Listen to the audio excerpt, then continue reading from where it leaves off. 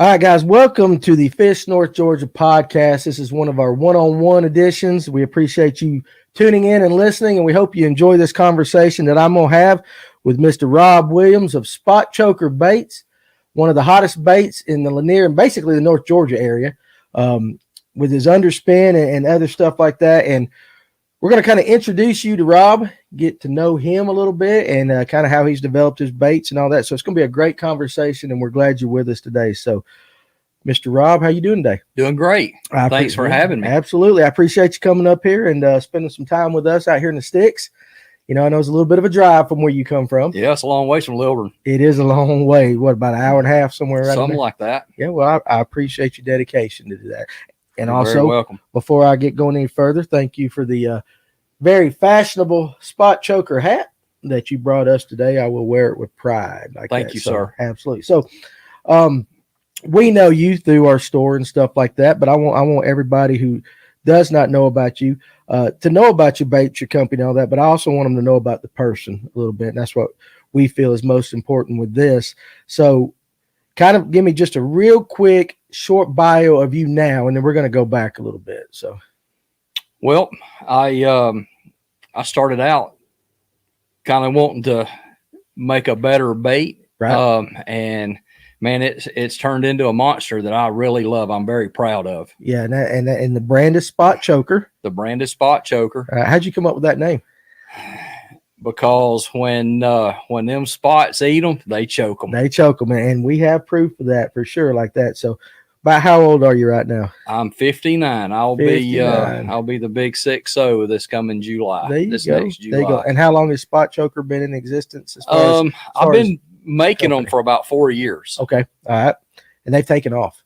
They have really taken off. We're going to talk a lot about that bait, but being 59 years old and you and I are in a similar age bracket, you know, like that. What are we? We're not boomers. What's the next one down? Everybody's got a nickname these days, and I don't even know what we are. I just feel lucky. Every day I get up, no doubt about that. So, but let's go back, because all of us at one time or another picked up a fishing pole for the first time, and we were taken by a grandparent, parent, somebody, a friend, family friend, fishing for the first time. Do you remember your first fishing trip or your earliest memory of one? Yes, I do. All right, let's hear about it. I was fishing a farm pond off a 78 highway with my granddaddy and my dad and one of my dad's brothers.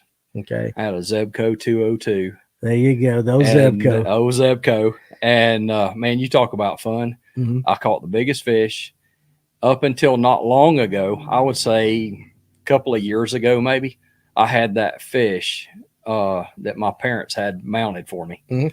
Now, what age are we talking about? I might have been 5 or 6 years old. Okay. All right. There you go. And so 78, for those that aren't familiar with Georgia, you're kind of looking, if you're looking at a map, Atlanta, you would go to the right towards the coast a little bit, towards it was Stone about halfway, halfway between Snellville and Loganville. Okay, there you go. And back in the day, you know, we used to have those farm ponds that we could fish everywhere. Not so much anymore. No. You know, I think every farm pond that I grew up fishing on is a subdivision or gone nowadays, you know, but we used to, I guess we were blessed growing up when we did that we could access those things. And so the Zebco 202, anytime somebody says Zebco, that's a special place in my heart, because my dad only fished Zebco 33s. He was like that. So I don't know how many 202s I went through in my life growing up. I went through a few. Yeah. I would love to know how many fish have actually been caught on a Zebco. Shoot. More than we could ever imagine. Absolutely. So do you remember what you were fishing with? I do. What was you fishing with? I caught a brim. Okay. And my dad said, "Here, son, let's take this and let's put this brim on there." And I never will forget it, because I thought it'd hurt the brim. And stuck that hook through its back. And we threw that thing out there with a float, and it hadn't been out there 10 minutes, I guess. And I caught a 4-pounder.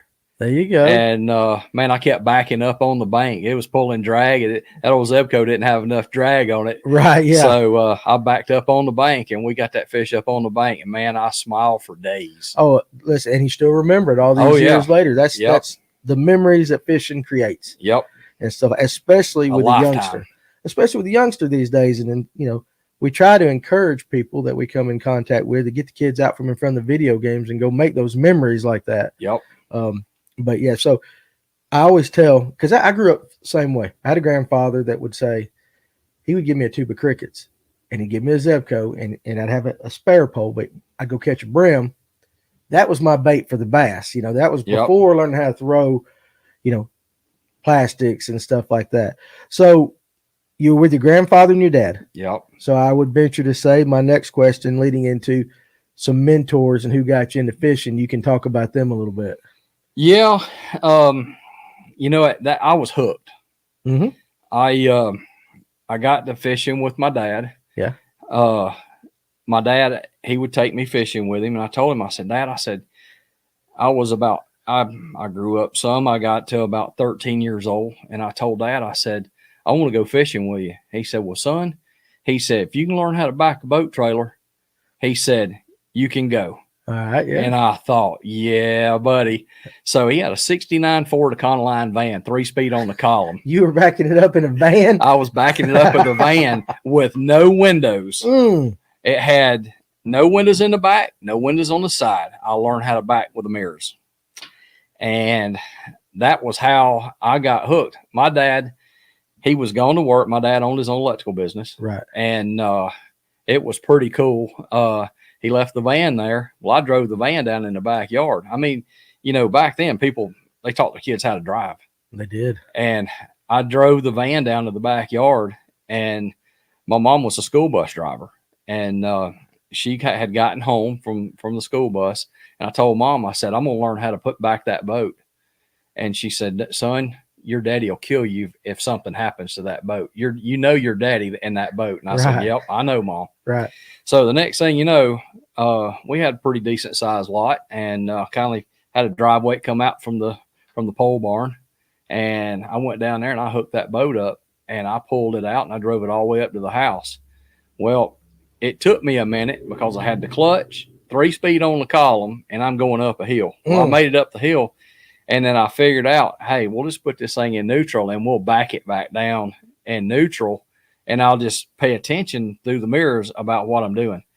I want you to know it only took me a couple of times. I never pulling back forward to keep that thing right. And I backed it all the way back in the shed. There you go. So you were born with a gift. Yep. I was very blessed. Do you realize how many people in this world, including people our age now, cannot back a boat? Oh, I see it all the time. I bet you do. It's amazing. It's actually kind of entertaining. I tried to help a man at 2 Mile Creek just the other day. Yeah. On Friday and a couple of Fridays ago. And he looked at me like I was crazy. He was a little bit older man than me. I would say he's probably late 60s maybe. Right. And like it was an embarrassment to him that I asked him. Right. But, you know, I was just trying to help. I mean, it's a one boat ramp there. Right. And I was just trying to help the man out, you know. Yeah. But you think he'd let me get in his vehicle? No, not in his wife in that boat. Oh, yeah. No. His manhood was being questioned a little bit. Exactly. You mentioned in just that story, number one, things that are different today than back then. Number one, the ability to be able to back a boat up, especially as a young age. Number two, a clutch. Yep. Nobody drives a clutch anymore. Nope. I was fortunate enough to learn that skill, but my kids, I don't know that they've never even driven a car that had a clutch. I can't imagine how fun that would be. Probably how much money it would cost to teach them. Yeah. And then number three, you drove with your mirrors. Yeah. Nowadays, every vehicle has got that TV monitor in there, and I cannot use it. I still will go by the mirrors because that's the way I was raised. That TV monitor, I take and put a piece of paper with a piece of tape over it because it blinds you at night. Yeah. Like early in the morning, you go to fish a bass tournament, you go to back that boat down the ramp, you can't see because that light blinds you. Yeah, no, but today's generation, that's what they use, you know, and I can't do it. I can't do it. I've tried. I got to see my mirrors. I've tried. See, I'm a mirror guy like that. So I can tell right now with your childhood growing up, first of all, you're blessed to be in the area, to be able to fish the places that you were being able to fish. You're blessed with a parent that wanted to take you and that put a little bit of trust in you. Hey, if you learn this, then you can do that. Yeah. So what was it like going up to your dad and saying, hey, I can back that boat down? Oh, my mom is the one who told my dad. Oh, did she? Oh, yeah. Yeah. That was cool. Now, did you see the pride on his face a little bit? Because, I mean, that's, it was like, now I got to take him. Now fishing. You got to take it. Well, that's also like a little manhood initiation, kind of from a boy to a man right there. Yep. It sounds silly, but it's a skill. Well, my dad was in Pure Water Bass Club. Uh-huh. And there was only a couple of bass clubs back then. And I told Dad. Now you're showing your age a little bit. Oh, yeah. I mean, there was South Gwinnett. Right. There was North Gwinnett. Mm-hmm. And Pure Water. Okay. I didn't know of any other bass clubs back then. And I told Dad, I said, hey, I want to get in the bass club. He said, well, I'll talk to the guys at the bass club. And I think I was 14, maybe 15. Yeah. And I told Dad, I said, man, I really want to fish with y'all. I said, I want to get in the bass club. Well, he talked to them and they said, no, you got to have a fishing license. So I had to wait. Was it 16 at that time? It was 16 years old at that time. All right. So kids today, they don't realize how lucky they've got it. Oh, I know. With the fishing teams and right. I'll go into a little bit of that a little bit later, but that was pretty tough on me to have to wait. Yeah, but I got my fishing license in July, and I told my dad, I said, I'm ready. I said, I got my fishing license.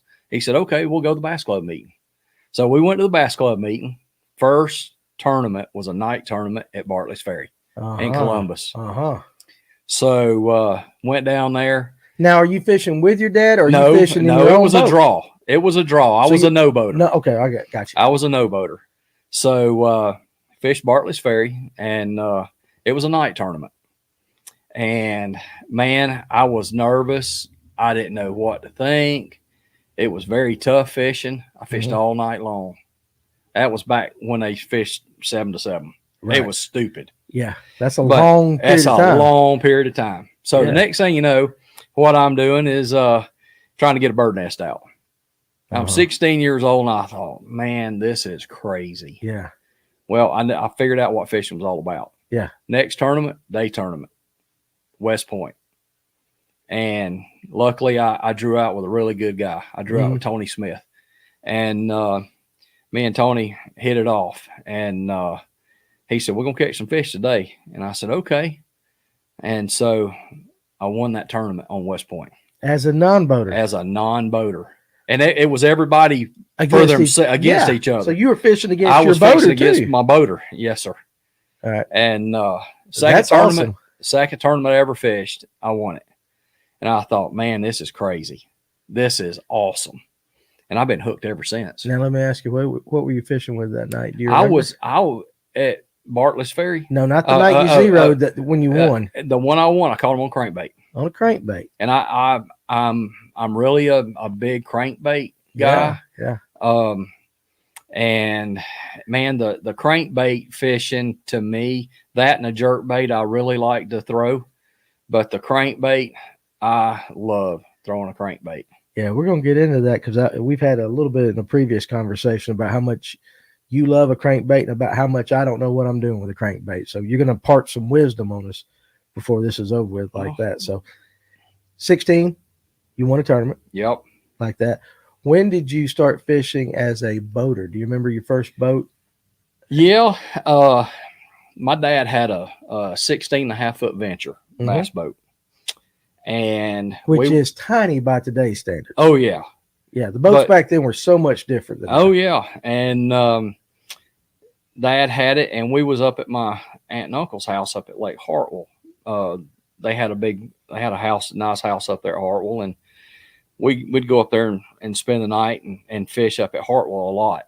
And so come a big rainstorm, me and my wife come home, and we only had one child at that time. Right. We came home, and I called my parents, and I said, hey, there's a big storm coming. And Dad said, well, it's not raining here yet. And I said, well, y'all get ready for it. It's coming.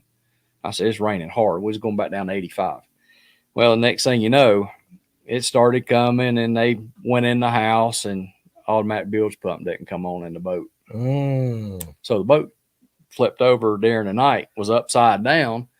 And Dad got up the next morning and said, dang, somebody stole my boat. Well, the boat was upside down in the water. It had sunk.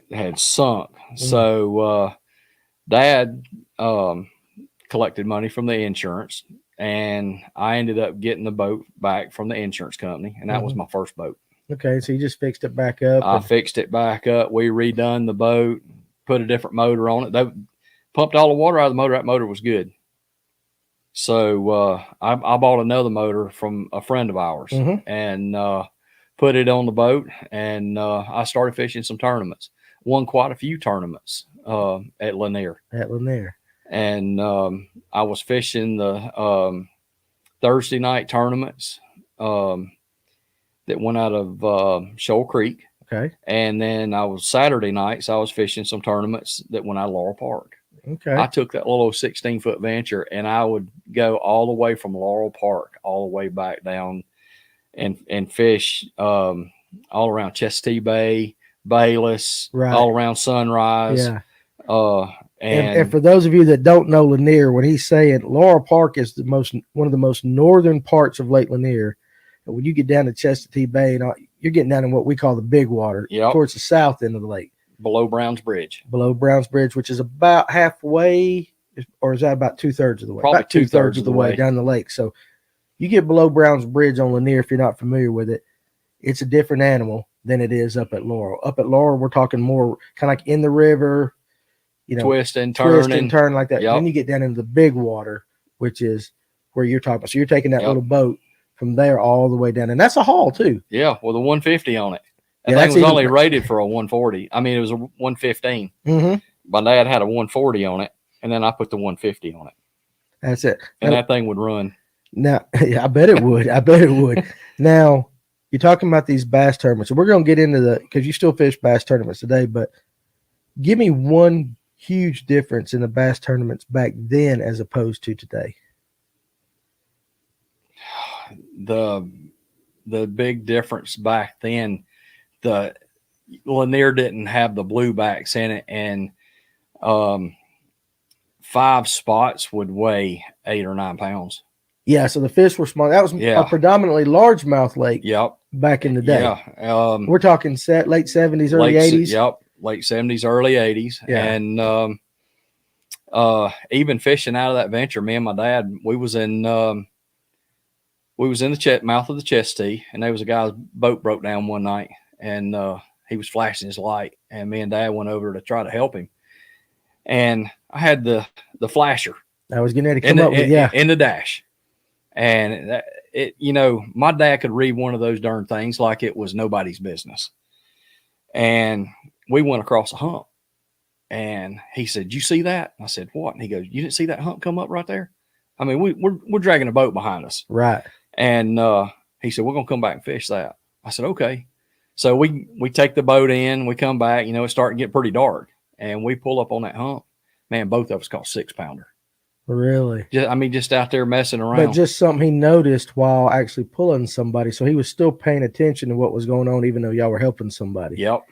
Attention to details and stuff like that. But also, too, you mentioned the flasher. Nowadays we've got the electronics that basically can ID the fish and tell you its sex and its weight. I mean, just, you know what I'm saying? It's so crazy now. Live scope. But back in the day, you had a flasher or you had nothing at all, and so you had to fish differently. Yep. More on intuition. You had to know them blips that came up on that flasher. Yeah. And I was blessed because my daddy, he was on it. He knew those flashers. He paid attention. Jig and spoon. There wasn't such thing as a drop shot back then, but jig and spoons. Man, right. He was good at it. I find that really interesting. So you grew up fishing without the electronics, then the flasher comes out, and then you had a good teacher with your dad that learned it, and so you learned that. Yep. Then he had a paper graph. That's where I was going with next. So yep. That was I'm not saying you've been fishing a long time, Rob, but you've seen some changes in technology along the way. And I learned a lot. Yeah. I had a good mentor, and the guy, all the people that I fish with, they taught me a lot. Yeah, that's good. You're blessed. Oh, very blessed. But I bet you could take all the electronics off your boat, and you still would have that intuition that you grew up with, that you could go to a lake and find where the fish are at. Oh yeah, yeah. I think we need to have a tournament and have no electronics. Oh yeah, and go fish. You don't know how many times that discussion has come up amongst our group, and there are guys like Ryan that works here, that he'll turn his graph off in certain places and he doesn't use all that stuff like that. I think, especially with today's high school anglers, they're so reliant upon that if you took that away from them, I don't know how far that would set them back, because they didn't get to grow up like you did, from the farm pond to learning the flasher, but you started to learn the lake. Oh yeah. And it sounds like in this conversation, you've mentioned Bartlett's Ferry, you mentioned West Point, you mentioned Hartwell, Lanier. So you were blessed to go fish a bunch of different places. Oconee and all this. So you were Russell. You were kind of subjected to different types of lakes, like the shallow lakes compared to Lanier, which is a deeper, clearer lake, and stuff like that. So before I get into the tournaments later on, just what do you think as far as our generation trying to teach the high schoolers coming up? Are we making a mistake by letting them have too much reliance on these electronics? I really do. Yeah, I mean, I kind of do too. I mean, I done the high school and middle school fishing seminar a couple of weeks ago with Phil Johnson, and Phil's big thing is for these kids to leave with more knowledge than what they came in with. And I talked to a lot of kids there. I mean, there was over 70 kids there, and we talked to a few of them about electronics and stuff like that. They was talking about seeing with the live scope. Well, there's a few. Kyle Wood's one of them. Yeah. On there, he come up to me and he was talking. He said, "Rob, how do you see those fish?" And I said, "Well, I don't. With me throwing my spot choker, I like to cast out there and see if the fish are on the bottom." And I move that bait so slow that it's almost painful for a lot of people. I got a couple of buddies of mine that fish with me, and he said, "Man, it's almost painful watching you fish that spot choker on the bottom like that." Yeah, they're not used to it. No, and I don't even have to have my electronics. Right. It's completely different. Now, if I'm fishing certain areas, I know they're standing timber, deeper water. I like to see the live, and then I can throw that spot choker out there, and I can watch that bait go down, get it in the strike zone where that fish is at, and then make a reaction bite out of it. Right. But I've talked to a couple of the kids at the high school seminar that we done, and they done really good. Everybody done really good one day, and then the next day, the people that didn't have it, it was hard on them. The people that had the live, they caught the fish. That's not fair. It ought to be it's not fair to me, because some people can't afford it. And it's not fair to those kids that can afford it, that the people that do, it makes it so those kids don't do as well. Yeah. And it makes it different. If you made it so all your middle school kids, you can't have live scope, make them learn the way I learned. Okay. No. Okay. Yeah. I think that would be good. But there's so much money involved now in fishing with these electronics. Not even money in buying it, but money that those companies pour into sponsorships, pour into the things, and they almost make it seem like you have to have it. And so I think kids and even adults that are coming in fishing later on that just want to get into fishing and all that, they're behind the 8 ball a little bit if they don't have it. Oh, I've seen some people that didn't even fish and want to take their kids fishing, and they got brand new $100,000 bass boats and don't know how to use electronics. And some of them, they get taken at some of these places because they don't put the right electronics on there for the money that they're getting. Well, that I'm positive of that. Absolutely positive of that. But like, you could go right now, if you took the electronics off, back in the day, I would imagine, let's say you got a point coming off. Let's just say Lanier, you got a point coming off. Even before a flasher, an old timer, if you were to drop a brush pile or he knew about a rock and all, they would orient with like, okay, there's a big oak tree at this angle and a rock, at that angle. And there's a reef marker pole. Right. Yep. You could not do that today with, at least with these kids, with majority of them. I still do that. Right. Even though all you got to do is mash a button and mark it. Yeah. I mean, you can take your live and say you see a brush ball 30 yards out in front of you, right? Yeah. I mean, or 30 feet out in front of you. I mean, you got the markings on there. It tells you 10, 20, 30, 40, how far it is. Take it, touch the screen, mark it. Yeah. Exit out of it. Yeah. It's marked that brush pile. You ain't got to be under it anymore. You can see that brush pile out in front of you. Mm-hmm. And it makes it so different, so easy now. Yeah, it does. They kind of lose it. They gain that skill because it is a tool, but they lose the intuition and the other types of skills. I don't think they ever develop that. And I think when they get out, like, let's say if you have an angler that is a high school angler, young adult, new angler that's fished Lanier primarily, they've learned that game, but then they get on Oconee. Yep. Or a different type of Eufaula or something like that, where it's totally different. They struggle. That's just something we seem to notice.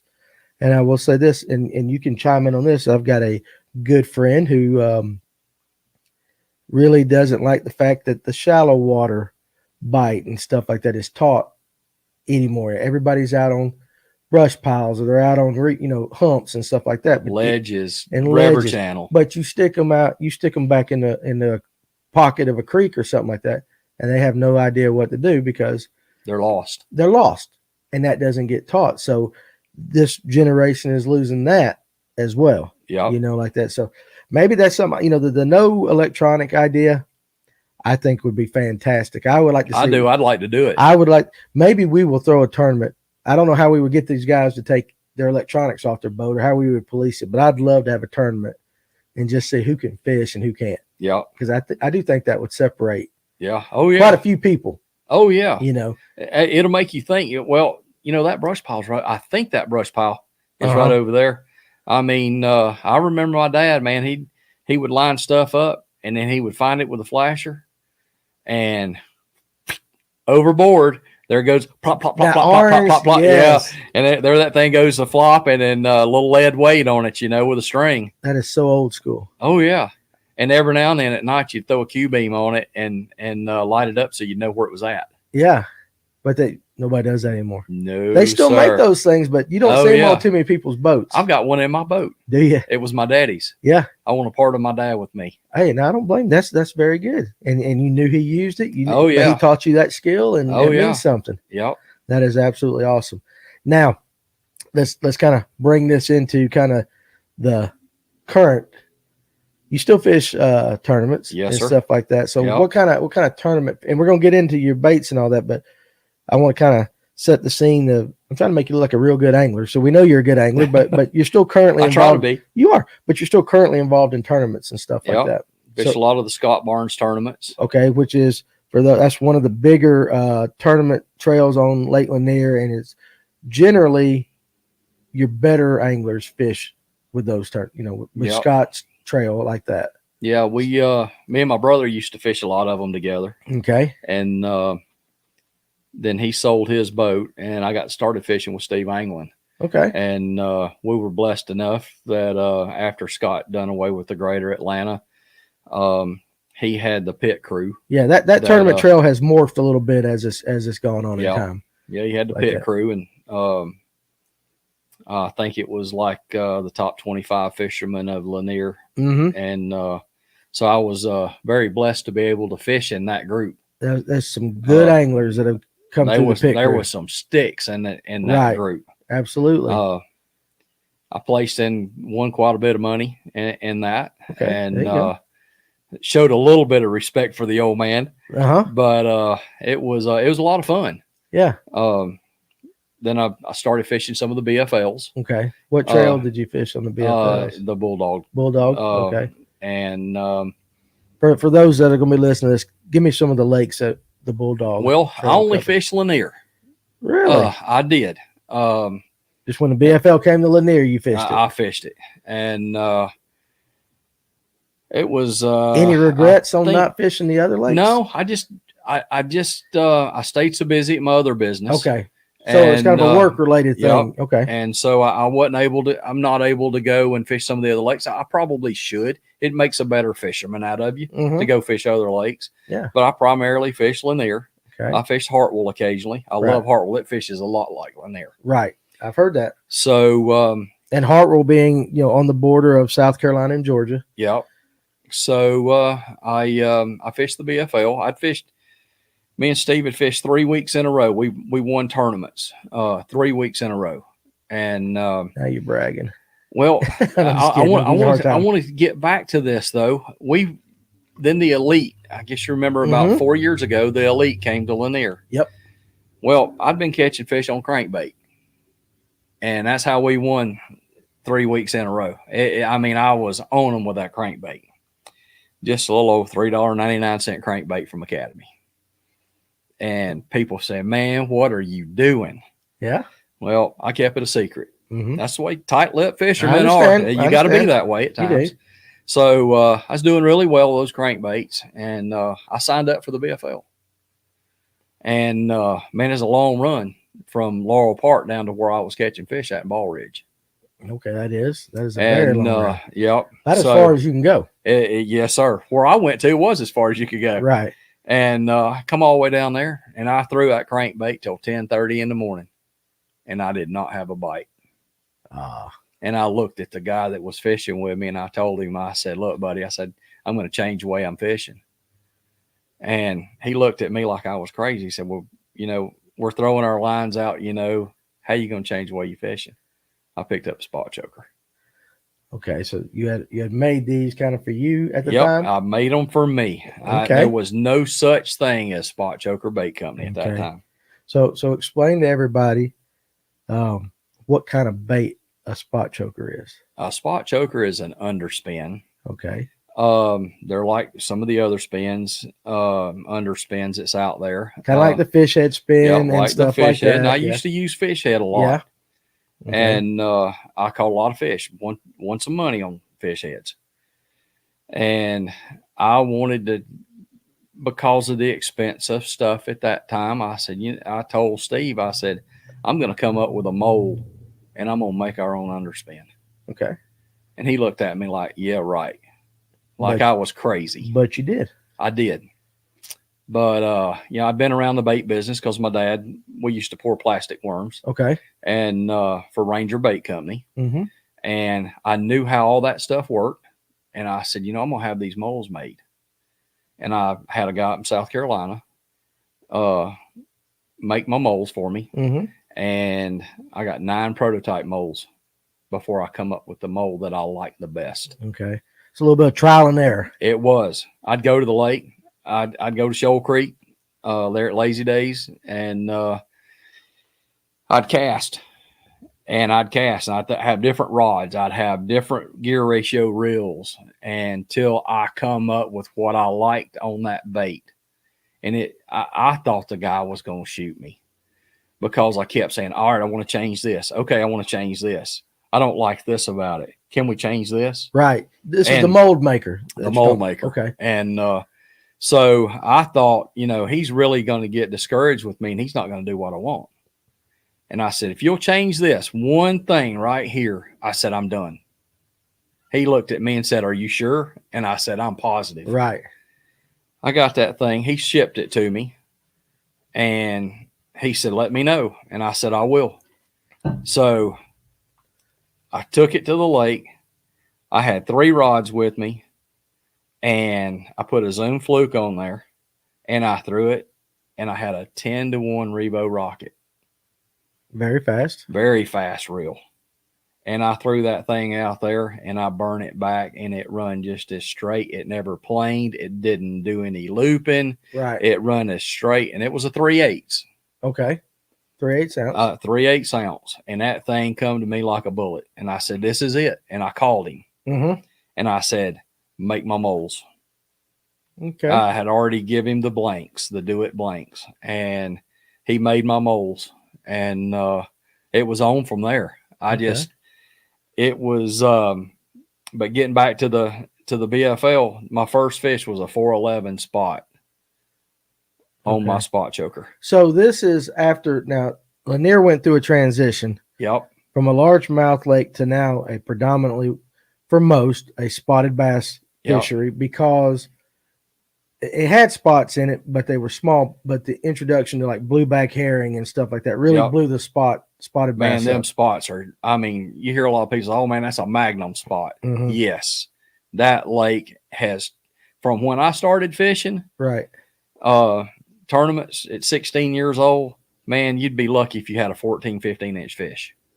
Okay. And now we're talking spotted bass. Spotted bass. Yeah. Yeah. I mean, you'd catch back then. I mean, going back to the hump that me and my dad found, he on Tuesday and a Thursday of the next week, he caught 2 8-pounders off that same hump. Largemouth. And they're mounted. I lost my dad in 2014 mm-hmm. and I lost my mom last year to COVID. So me and my brother got all the fish and stuff that my dad had a big wall of fish, right? And we separated the fish, we brought them home. But I've got both of those big 8-pounders that my dad had mounted. That's awesome. I've got them in the Spotchoker bait shop now. And you got your bait shop and all that now. Yep. But now you go to a hump and you're primarily going to catch or target spotted bass on there. Exactly. It's totally changed. Yep. So you talked about fishing the fish head spins and stuff like that before you came up with the Spotchoker. Mm-hmm. I would imagine that. Yep. So about what time, if you can recollect, did that transition for you take place as far as on Lanier, when you started seeing baits like a fish head spin or the spotted bass getting bigger? About what time was that? Do you remember? It's probably 90s, I guess. Okay. Man, when they started, Dad had a 6-pounder he caught. A spot. That is a magnum spot. That is a magnum spot. Yeah. And he had it mounted. It's mounted, and my brother's got it. It was, and I'm not going to be ashamed to say it. It was right there at Old Federal Park. Yeah. He caught it back in the 90s? Yeah. Okay. So, yeah. Yep.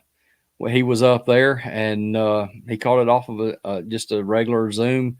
I don't know if you remember those they look like a little pencil worm, had a little bitty tail on it, mm-hmm. had rings all the way around. It almost looked like a piece of all thread rod. Yeah, I couldn't tell you what the name of it. I know the bait. I can see it in my mind. I've got a bunch of them that I've got at the house now, because when my mom passed away, my brother said, you can have all that stuff if you want it. So, man, that's stuff you don't see anymore. You do not see it anymore. Nothing like that. They got the old paper header cards on them, fold over and staple.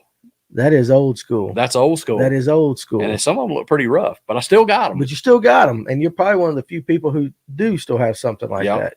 Because the majority of them got used, I'm sure, thrown away. I'm sure some people have them. But I've got bags of them. That is interesting. That's pretty awesome. Now, what was it about the Fish Head or any other brand, and I'm not calling out Fish Head specifically, but you were talking about you wanted to pour your own. And so was it just cost or was it performance? It was a little bit of both. Okay. I wanted something that ran the way I wanted it to run. Nothing what anybody else wanted. It's what I wanted. And I wanted it to hold my bait differently than everybody else's. Yeah.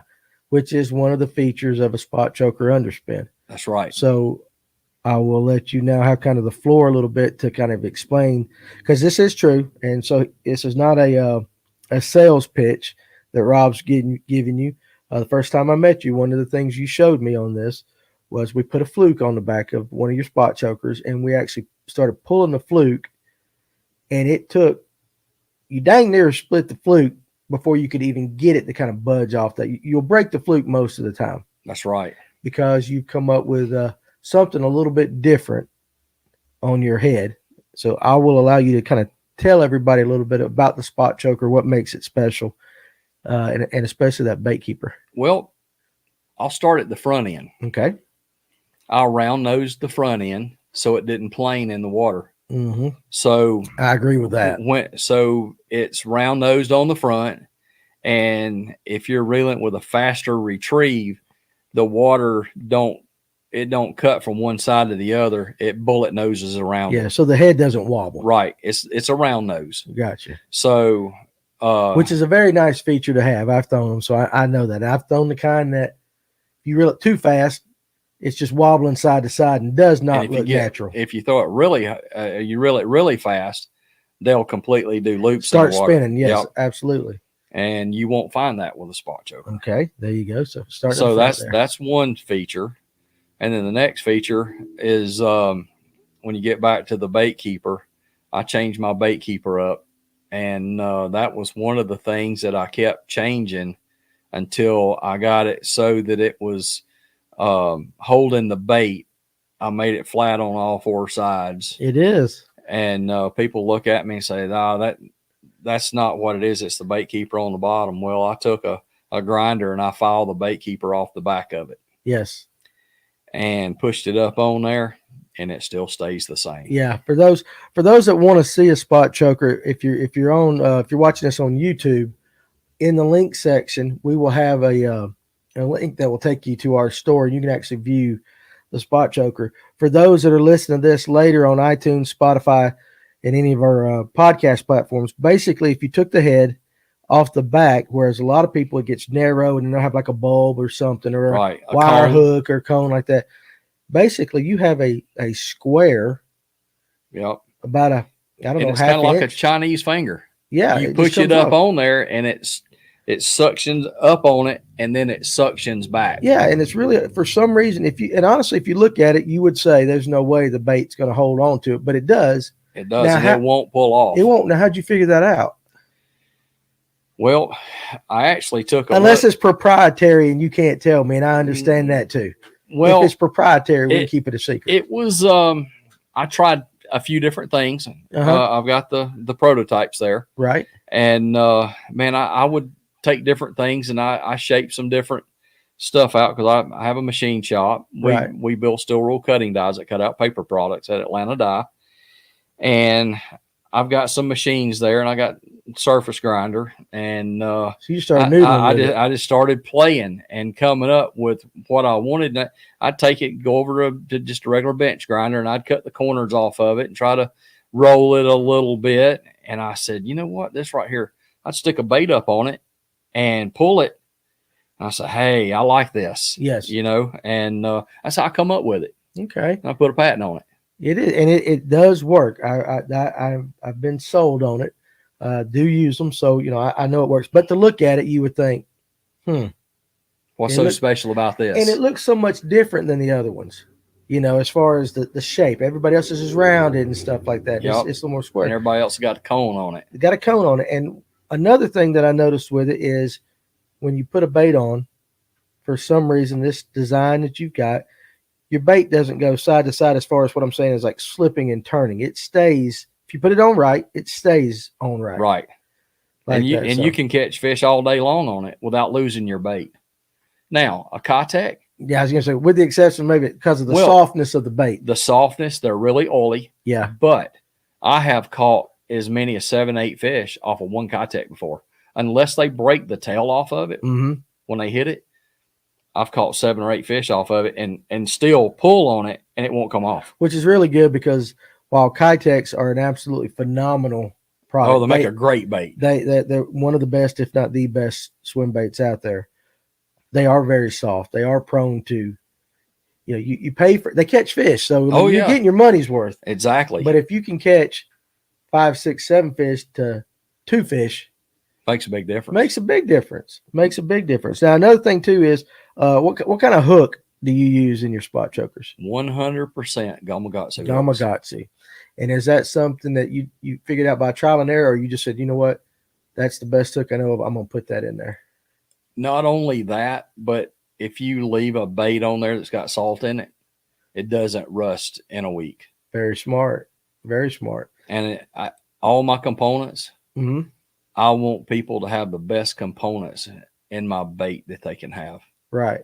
Yeah, they might cost a little bit more than a lot of other people, but you get a good quality bait. Well, the saying, you get what you pay for, is true in many things. Yep. Many things. And some things are worth, spending a little bit more. Baits, mayonnaise. I can think of some things like that. It's some toilet paper. Oh, yeah. Oh, yeah. Spend a little bit more just. Oh, yeah. You can either get the Charmin or you can get the 2-ply. Yeah, to get the assurance that it's going to work like that. I always use the toilet paper thing. We've all been there like that with cheap toilet paper. Oh, yeah. And baits are the same way. Yep. I realize they do make them that are like nowadays. We've got some crazy priced baits, but something that's in a good moderate range that you're going to get some good use out of. it's worth spending a little bit more to have that assurance. Yep. I've had a lot of people say, man, are you, because the hooks went up, are you going to go up? No, I'm not going to go up. Yeah, the hooks did cause they've gone up. It's very hard not to though these days because everything's going up. It has, but I've kept my prices the same. Yeah. And I want, I've got my shop at my house.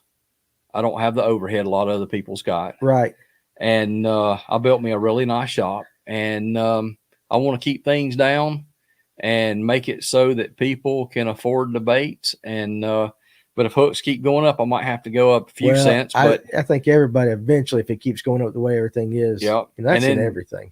And then there at one time, I tried a different hook, and I got a complaint. I only done 100 of them, and I got a complaint out of that 100.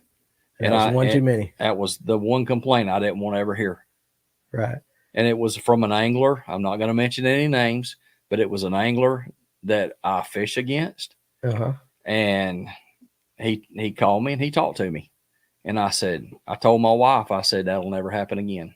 Yeah. Not in my lifetime. Well, you got to take pride in if you're going to make something or do something, anything, you got to take pride in it. Yep. I want every fisherman to have the best bait that I can possibly make. Absolutely. I understand that completely. Now, you caught my, I try to be a sponge when people say stuff like that. So earlier in this conversation, you mentioned something, and you might not be able to tell me everything about it because it might be a little secret, but fishing that thing deep and slow. All I'm going to say is this. That's not the way most people fish and underspin. Nope. They don't. It's a reel burn, reel it down middle water column.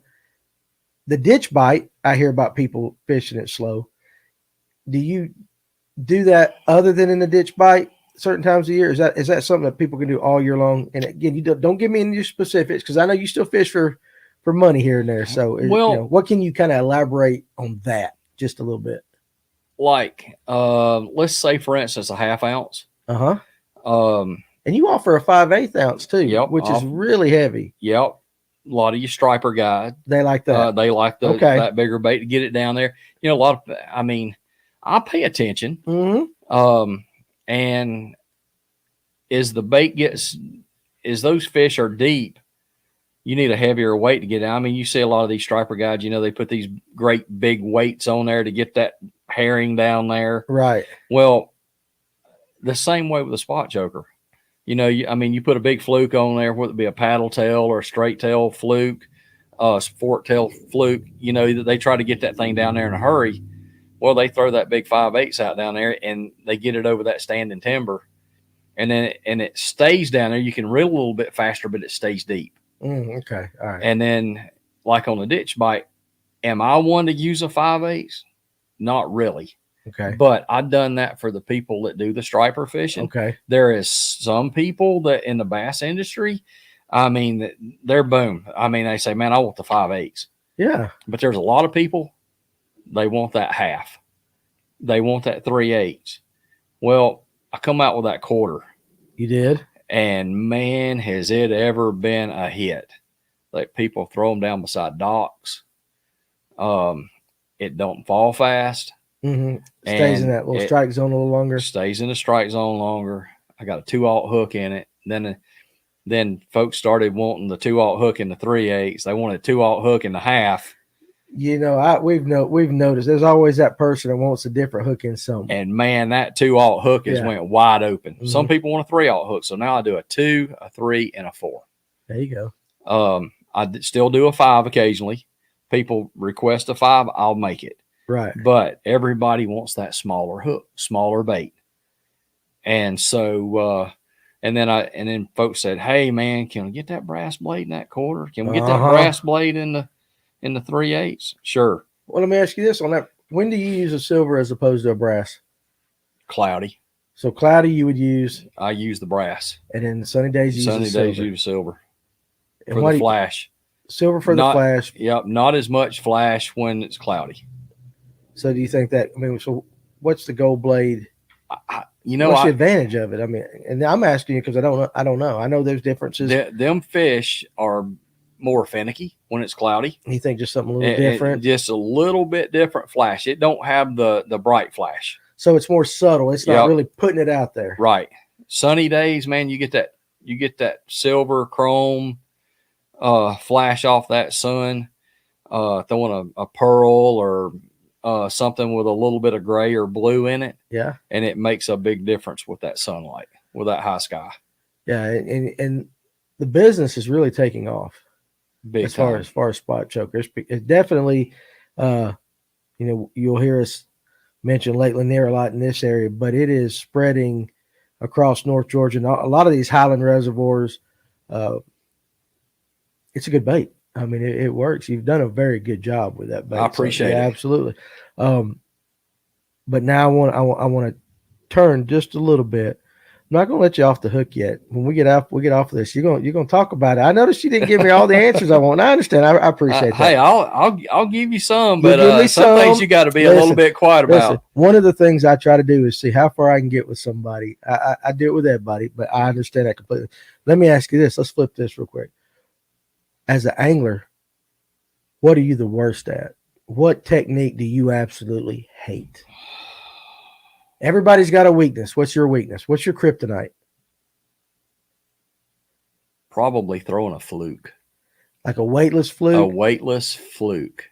Really? Because I wouldn't have guessed that being. Dude, you put a weightless fluke out there, I'll put a 1/4 ounce spot choker out there. You're going to have it on I'm good. Man, there 99 points. You can go look in my boat right now and you'll see 3 rods that have spot chokers on them. Yeah. On deck all the time. Different sizes. Different sizes. Weights, colors or whatever. Well, let's just say I'll have a 1/4 and a couple of 3/8 and a half most of the time. Okay. And I'll have a different bait on each one, whether it be a paddle tail or a fork tail. Okay. Or sometimes maybe just take the tail, the fork tail, and just cut it off. Okay. Interesting. Just something different. You gave me that. Okay. So you did give me that. But it makes it a smaller bait. Yes. That's when you're doing that when they're going after that small profile stuff. Yep. But I do find it surprising that you would say a fluke because you do throw flukes a lot on your spot choker. Yep. It's just the fact that it's weightless. You don't like it, or you just are not confident in it. I'm not as confident in it. Okay.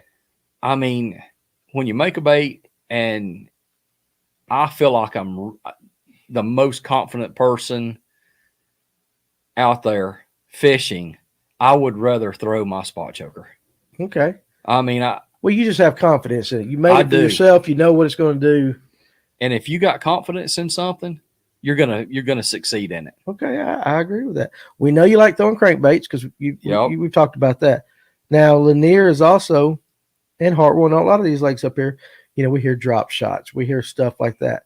Do you ever mess with that stuff? Or you? Yeah. Okay, I do. You do. I got 3 drop shot rods in the boat. You do the finesse game too, like that. What about power fishing? What kind of power fishing do you do, or do you? I'll throw some of the big spoons. Okay, so more spoons, not spinnerbait, stuff like that. I like to throw a spinnerbait, but only a couple of times out of the year. Okay, so it's time specific for you. Yep. Okay. And then you'll see a spinnerbait on my deck. There'll be two or 3 different ones that I keep on deck, and I'll throw it all day long. So when it's spinnerbait time, you're committed to the spinnerbait. Yep. Okay. And I'll throw it religiously unless they quit biting it. If they quit biting it, I'm a person to change. Okay. If the fish ain't biting, just like I was telling you a while ago about the throwing BFL, the crankbait, the BFL. I mean, I come in 8th out of 151 by making that change. I didn't have a bite till 10:30. Yeah. And my first fish was a 411 spot. I waited in the boat and I said, "Man, that's a good one. I need 4 more like this." Oh yeah, we all do. And I would love to. So I mean, I had a limit that day. Yeah. It only took 16 pounds to win, and I had 14 something. Had you stayed pounds with the crankbait that day, you might not have. I wouldn't have caught a fish. Caught a fish. Yep. What about top water? I love top water. What's your favorite top water bait? I like throwing a Sammy, and I like throwing a spook. All right. Are you into the chrome game that a lot of people are in? I like to throw a swim bait. You do like to throw a swim bait? I do like to throw a swim bait. And we're talking like the Seville type baits and stuff like that? Yeah. Maybe not necessarily a Seville, but that type of bait? Yeah. I'm throwing the slick stick now. Okay, yeah. That's Chuck Thrasher. Yep. It's a good looking bait. Makes a great bait. It's a good looking bait. I like throwing it. And we have talked with him about getting his baits over here in the store. They look really good. And I'll tell you this, they work. Okay. Absolutely. I'm not being paid. Yeah. I'm just. No, I ain't either. And I can tell you they look good. Yeah. I haven't fished with one yet, but they look good. They run good. They run as good as any of the $150, $200 baits. Now you're talking my type of game. I don't like that kind of expensive let me stuff. say this. I picked up a couple, and first time I used them, first cast I made, I put a 3.5 pounder in the boat. And I said, well, I'm a believer. There you go. So that's all it takes is a little bit of success. Yep. But they are good. They are good looking baits. And we'll also try to put a link to where you can find some of those baits as well like that. But that's what's the name of it? It's lip thrashing or what? Lip thrashing lures. Lip thrashing lures like that. And again, he's a guy like you. You know, fishes around all that, but he's an individual that wanted to make something and which is, we can kind of parlay into that. A lot of guys say, oh, I can make that better, or I can do this better. But the reality of it is that most of us can't. It takes a little bit of I guess, number one, determination, desire, willingness to try new things. My biggest thing is I don't want to be a failure at anything I've ever done in my life. So you're hard-headed. Once you start, you're going. For somebody, I might struggle, but I'm going to make it. Yeah. For somebody that might want to get into making their own baits, maybe one thing that a lot of guys do wrong, maybe you got some experience. What's something they do wrong? And then maybe what is some advice you would give them? Don't use the first prototype that you make. Okay. Work on that, change it, refine it, and make sure that it's exactly the way it needs to be. Okay. So would that be your advice, or would that be the mistake a lot of them make? I think it's a mistake. Okay. So that's the mistake. And advice. I mean, it's kind of both. It's kind of both. I mean, I would advise somebody to make several prototypes. Mm-hmm. Just like I said, I took several rods every time I'd go to the lake, and I would cast, and I'd cast, and I'd cast. And I mean, from a 5.3 to 1, 6.3 to 1, 6.7 to 1, an 8 to 1. And then I done the Revo Rocket, and I said, man, this right here is money. So you put the time, though, in it. I did. You were patient. I'm talking about probably 8-9 months. Okay, before you figured out what you wanted. How many molds you reckon you went through that I've got 9. 9. I've got them all. I got them sitting on the shelf. So you went through here's and 1, 2, 3. 1 through 9. And 9 was the number. The 9 was the number. And it did, and that guy worked with you very well. He was. I couldn't ask for somebody no better. That's good. That's absolutely. What about same thing with components? When guys are choosing the components, is it, from you mentioned, hey, I use the best components, all that. So I guess some advice might be, hey, don't scrounge. Yeah, don't be cheap. Don't be cheap. Put the best stuff on. And that's the reason I use the Gamakatsu hooks. I've had people say, man, why do you use that hook? Well, it's the best. Yeah. I mean, I'm not downgrading anybody else's hooks, okay? They make good hooks too. But in your mind, that's the best. My mind and my bait, I want somebody to have a good Gamakatsu hook. I want somebody to have a good crane swivel. I put a little bit longer crane swivel than everybody else. Mm-hmm. That way, my blade stays down. Mm-hmm. It don't stick to your bait. If you're throwing a fluke. Some brands do. Yep. We won't name them, but I know some brands do. And I put mine on at a little bit of an angle in the mold so that it keeps that blade away from it. So it's a little bit longer crane swivel. Okay. And then when you put your ball bearing swivel on, and then you got your blade, so it hangs down a little bit further. Okay. So, but that, again, attention to details. Yep. Like that. That's awesome. And again, like I said, we'll have a link in the description and all that. And I'm a firm believer in it. Where we're going to go with Spotchoker? What's your future plans for the company? I want it to grow, and not to the Bass Pro Shops and Cabela's and So your plans are not to manufacture for the big box chains. Nope. Okay. I want it so that the mom and pop shops that made me where I'm at today, stay real. Yeah, absolutely. And that is great. And I want to echo on that especially in the economic times that we're in now, a lot of these, smaller bait shops, they need your support. Yep. And then you can always go online to some of the bigger ones to go in, but the mom and pops are the ones that are going to take the time to talk to you, get to know you. They're the ones that got me started. Absolutely. That's the backbone of it. Yep. And they don't need to be like the farm ponds from our youth disappearing. Exactly. We need to make sure we support all of them. And we have one, but I'm talking even all, your Buford dams, your Hammonds, your dugouts, all these, they're the backbone of fishing. Yep. And I'm in all those stores. Yeah, absolutely. OBT. Oakwood Bait and Tackle. I shouldn't have left them out. It was by accident. But I got in my first store in South Carolina this week. There you go. And so they ordered quite a bit. I was very tickled. And good for you. They had already heard about me through some other guys through my other business. Yeah. And he called me and he said, when you coming back to South Carolina? And I told him, and he said, once you get through with all your other stuff, can you come by and talk to me? And I did. And he put a full line in. There you go. That's awesome. So excellent. I want to brag on one bait that was a little bit of an accident. That I started making was the silverback. And that is the color is for those that are listening on radio. Describe the silverback. The silverback is a pearl white bottom with a silver top on it. And I actually come up with that color on accident. I didn't like one of the colors that I'd painted it. And I come back and I sprayed the pearl white on it, and it dried. And I looked at it and I go, man, that thing almost looks chrome on its back. It does. It has very much of a chrome type appearance. Yep. And I said, man, let me take this thing outside and look at it in the sun. I took that thing out there and I said, this is it. This is money.